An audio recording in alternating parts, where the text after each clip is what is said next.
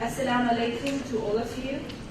I would like to thank Lotus Holistic Health Center for providing me this opportunity, and all the other people who are behind this event, a very warm thank from me. Now coming to today's topic, scope of Ayurveda and lifestyle diseases. Well, let me tell you something about Ayurveda. Ayurveda is an Indian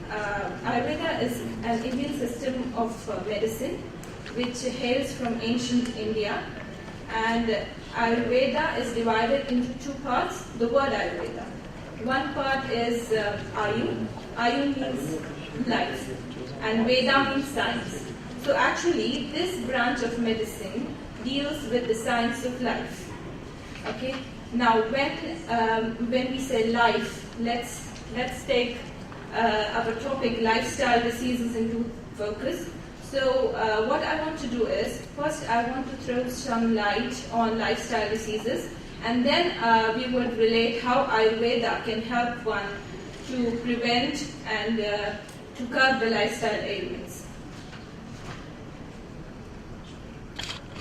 First, let me say, what are the lifestyle diseases? Lifestyle diseases, also called as the diseases of longevity or diseases of civilizations, they are the diseases that appear to increase in frequency as the countries become more industrialized and people live longer. This is what WHO has to say about lifestyle diseases. Basically, we can say these are the diseases of rich people and people who lack the activity. Lifestyle diseases is a disease associated with the way a person or a group of people lives. Lifestyle diseases include atherosclerosis, heart disease, stroke, obesity, type 2 diabetes, and other diseases associated with smoking, alcohol, and drug abuse. Now, I see there are many health practitioners here, and of course they know very much in detail about this lifestyle ailments, but we just need to establish and recall the facts, and then we can see how Ayurveda can help us solve these problems. Stedman's Medical Dictionary also states that regular physical activity helps prevent obesity, heart disease, hypertension, diabetes, colon cancer, and premature mortality. As medical professionals, why should we pay a special attention to these diseases? The biggest killer in the world today, accounting of almost 80% deaths worldwide, is not war, epidemic, natural calamities, or accidents. The biggest killer is lifestyle. They manifest themselves innocently as high blood pressure or diabetes or hyperlipidemia, and then without warning, they strike fatally as heart attack and cancer. Earlier known to strike at a very old age, because initially it was known that lifestyle diseases are the disease of old age, and they strike after 40s. Now, heart attack has become very common in early 40s, and by passing decades, it's also attacking younger age groups. Let's focus on UAE and the lifestyle diseases. WHO says that diseases such as obesity, diabetes, and hypertension are increasingly leading to deaths in UAE. According to WHO, Saudi Arabia has the world's third highest rate of lifestyle diseases with a huge 35.6%, and then our UAE is also not too backward. It comes after that on the fourth position with 33.7%, Bahrain with 28.9%, and Kuwait with 28.8%. So basically, lifestyle diseases are very much common in Gulf countries, and in fact the Gulf countries are dominating the region. Top 10 leading causes of death in US, according to CDC, are heart diseases, cancer, stroke, chronic lower respiratory diseases, accidents, Alzheimer's, diabetes, influenza and pneumonia, nephritic and nephrotic syndrome, septicemia. When we talk, most of these you see are all the lifestyle diseases, and when we are talking about accidents and unintentional injuries or Alzheimer's, we think that okay, these diseases, this group, they does not belong to the lifestyle group. But this is not true, because even the accidental injuries, they also occur after drink and driving, or they occur after stress-related driving with the stress conditions. So these all conditions are interrelated, and basically they all lead to lifestyle diseases. Now, correlation between lifestyle and cancer. As we all say, non-lifestyle factor is just 18%. The biggest part is diet, which is 35%. Then comes smoking, that is 30%. Again, sexual behavior, occupation, alcohol, and sun radiation. These are again the lifestyle factors that affect our health, and they lead to cancer. Average life expectancy of UAE and GCC residents are known as 72 to 75 years, and for Asians it's a little lesser, by 70 years to 72.5 years.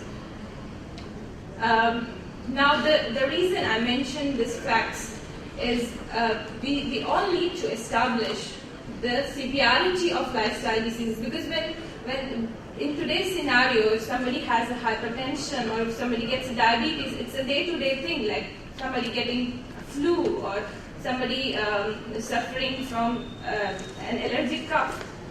Nobody is literally bothered, you know. So we are actually establishing the fact that lifestyle diseases are very dangerous.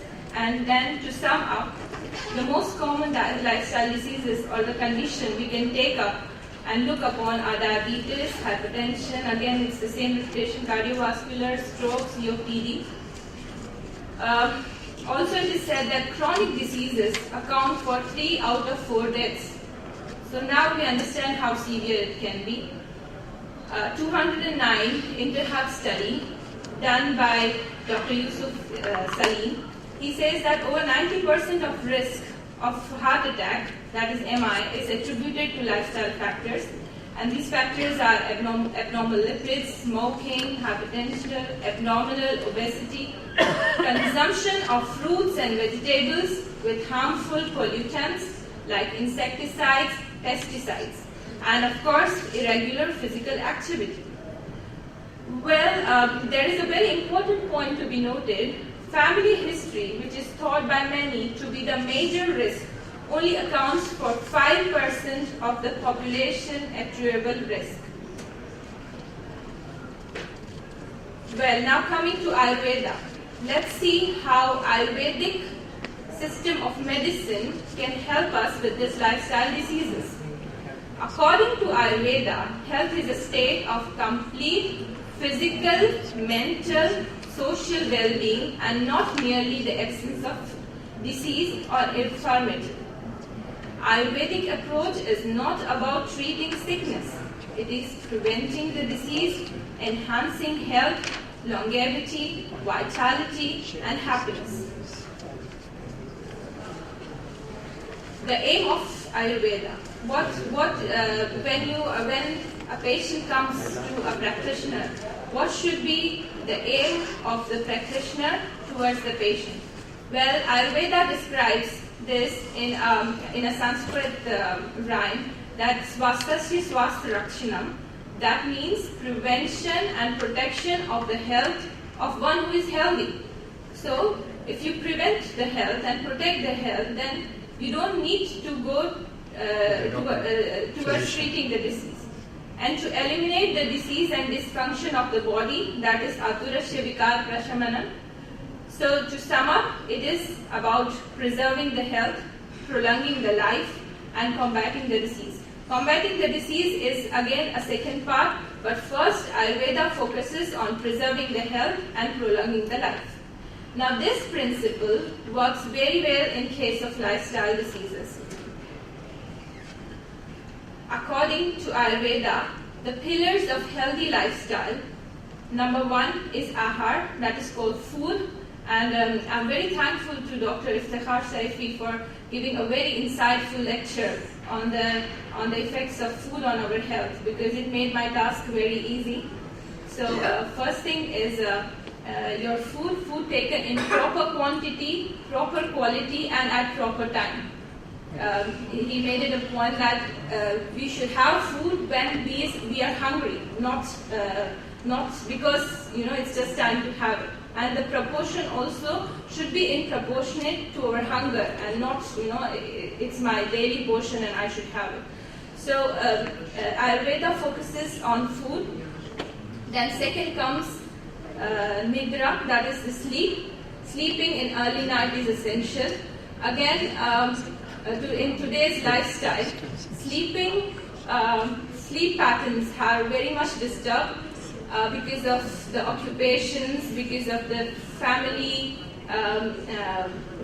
attachments, whatever, and because of the upcoming technology and everything. The sleeping patterns are very disturbed, and they also affect our lifestyle in a very negative manner. Third comes the brahmacharya, that's called abstinence. And few people, they translate it as an abstinence of sexual desire, but that is not true. Abstinence is control of any desire, control of your own inclination. That inclination could be towards eating fast food, fried food. That inclination could be towards exercising. That inclination could be towards using escalators and not taking the steps. So your own inclination should be controlled. That's called controlling your nafs. Jihad al-nafs, what we call. These are the major factors responsible for healthy or non-healthy lifestyle. These are in proper harmony, then one's health is healthy. If these are not, then it leads to lifestyle diseases. This is a simple principle from Ayurveda. Now, causes of diseases according to Ayurveda. First are man-made activities, which I discussed earlier, and then comes environmental factors. Environmental factors again include pollution, and then pollutants, even the food which is polluted due to chemicals, chemical fertilizers and everything, genetic factors, psychological factors. These are all directly or indirectly the causes of lifestyle diseases. Now that we have established what is lifestyle diseases according to the conventional medicine and according to Ayurveda, and we can now focus on how we can prevent these diseases and what are the treatments that are available in this branch of medicine. Ayurveda, again, as I said, it focuses on prevention of the diseases, promotion of the healthy state, and treatment of diseases. Treatment is we will be discussing later. Prevention is given in Ayurveda. It's following the regime, following the daily regime, and then Ayurveda focuses on seasonal regime. Now, first coming to the management of through the treatment. Treatment in Ayurveda are classified through internal purification, external treatment modalities, internal medicines, and holistic treatment. Holistic treatment here is treating the physical state of the body plus treating the spiritual part of the body. So this is how the management works in Ayurvedic system of medicine. Drug therapy in Ayurveda, that is called Aushad Chikitsa, in which one ensures elevation from the disease but does not give rise to any other disorders. Like the drug that is used to cure a disease should not give rise to other complications. The drugs used are of plant origin, mineral origin, and animal origin. It could be single formulation or it could be compound formulation, and it is employed as per yukti, the planning. Now, as we all know, that in Ayurveda, it works on the principle of the body constitution and the constitution of the nature. And depending on everybody's body constitution, an Ayurvedic expert can plan the drug therapy for the patient. The basic treatment modalities, that even the drug treatment can be divided into two parts, that is the pacification treatment and the purification treatment. When we say pacification treatment, we are looking upon a short-term treatment, and it basically is very much effective with minimal or moderate type of diseases, or maybe pacification is good for promotion side. And when we are saying purification, when the disease is very old, it's in a chronic form, this purification treatment is used. The differences shown here are it pacifies the doshas. Doshas are the constituents of the body. Due to the time constraint, I cannot explain the whole physiology that Ayurveda deals with, but doshas are actually basic body constituents. And it pacifies the constituents locally, while the purification treatments, it removes the constituents from the toxic constituents from the body. Comparatively, its pacification treatment is of temporary nature, while the purification effect it lasts for long. Pacification is done in minimal or moderate dosha for minimal or moderate strength, while purification is done with profound problems or profound diseases and for profound strength. It does not interfere much with the tissue levels, whereas purification also normalizes the tissue function. So it works, purification again works to a primary, secondary and tertiary level, detoxifying the body, while a pacification is just limited to the, you can say it's just limited to curing the diseases.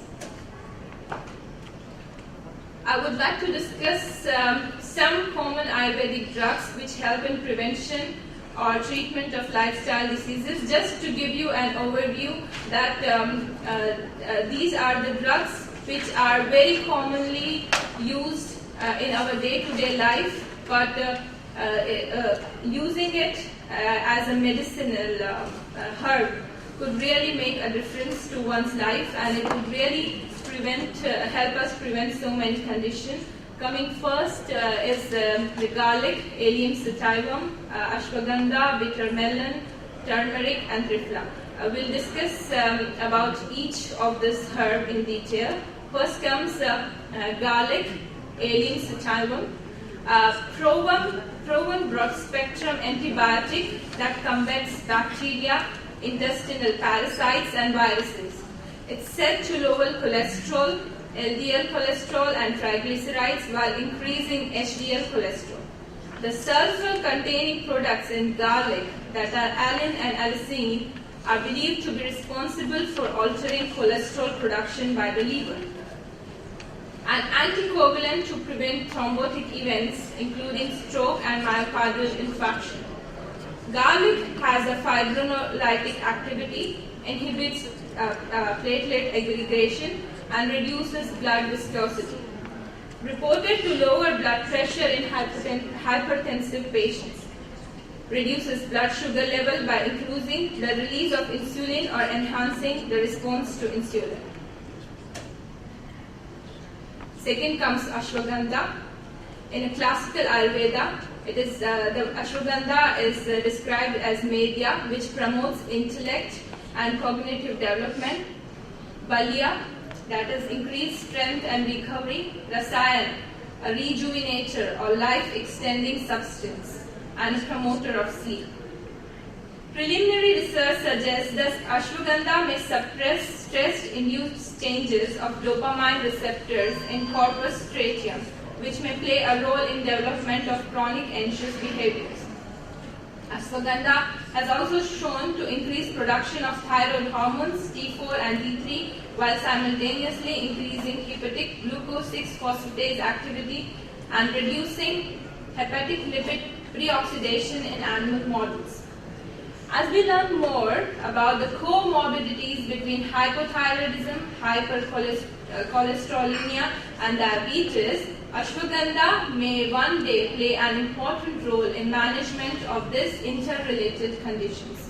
So a lot of research still needs to be carried out. These are all researches, these are not the proven facts, but most likely the action are similar to what I have stated here, and our medical personalities like Dr. Muhammad Kamil, they need to really work more on this kind of herbs,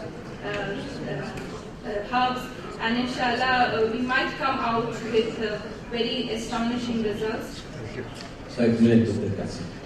5 minutes. Then comes bitter melon. It is an edible gourd and should be a choice of every physician. But in terms of its action, it decreases hepatic glucogenesis while increasing glycogen synthesis, and it has a hypoglycemic action and can be explained in several independent mechanisms. Curcuma longa. I don't think anybody sitting here would not know about this drug because it's very commonly used in our day-to-day kitchen. But it's a very important ingredient of Ayurvedic formulations. It contains curcuminoids and curcumin, and they have benefits like preservation of brain function, high antioxidant activity, regulation of inflammation in conditions like rheumatoid arthritis, cancer, and its cancer prevention. Triphala, I can say this is the very much common drug used by Ayurvedic practitioners, and those who know Ayurveda, it's a combination of 3 drugs: Amblycca officinalis, Valeric myrobalan, and Chebulic myrobalan. And Triphala is a very potent cocktail, and it has a specific anti-inflammatory action in lower GI tract.